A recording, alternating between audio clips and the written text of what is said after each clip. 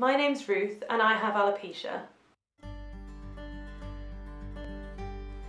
Alopecia is the medical term given to permanent hair loss. There are varying types of alopecia. Some people lose part of their hair and others lose all of it. I have alopecia totalis, which means I've lost almost all of my hair as well as my eyebrows and part of my eyelashes. Over 1 million people in the UK have alopecia at some point in their lifetime. I first lost my hair when I was 18 and had just left school. I first noticed it when I was brushing my hair and I realised that there were clumps of hair in my hairbrush and hair on the floor in my bedroom. Eventually I realised that I had patches at the front of my head and I thought that I needed to do something about it. So I asked my mum, who's a doctor, to take me to see a dermatologist, and I was diagnosed with alopecia totalis. Gradually over the next 3 months my hair fell out bit by bit, and I started off wearing headscarves to cover the front section of my head where I had patches. Eventually I realised I had to wear bigger and bigger headscarves because my hair was falling out increasingly. After 3 months I decided that it was time to look at getting a wig. Getting a wig was a strange experience for me because I'd never worn a wig before other than fancy dress, and it seemed like an odd thing to have to do.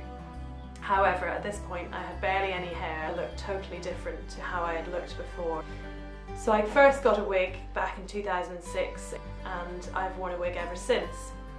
I've chosen to wear a wig because I find it easier to hide behind it, and it stops people asking me questions all the time about my hair. It just makes me feel more normal, and it's now just part of my everyday life. I put it on in the morning when I leave the house and I take it off when I go to bed. Last year, in 2014, I was introduced to a lady called Jane Waddell, who runs a charity in Glasgow called Autoimmune Alopecia Research UK. Through talking to Jane, I realised that there was an alopecia community of people who are keen to talk about it and do something about it. Having met Jane, I was utterly inspired by what she does and her attitude to her alopecia. She wants to help other people and increase awareness of the condition. I decided it was time for me to help as well. Jane and the charity at Autoimmune Alopecia Research are trying to raise £20,000 by the end of November to start up the first biobank to help alopecia research, so I thought I should do something to help them achieve this goal.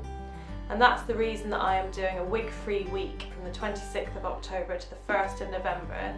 This is a huge step for me because I've never shared photographs of myself without my wig, and I have never talked about it publicly, and a lot of my friends, colleagues and even family don't really know about my alopecia or have never seen me without my wig before. So it's a big step and a big challenge personally. However, I feel that it will hopefully be incredibly liberating and help me to come to terms with the condition that I've lived with for such a long time. My name's Ruth and I have alopecia. I will be going wig-free for a week at the end of October to raise money for Autoimmune Alopecia Research UK and create awareness and support for people across the UK who suffer from alopecia.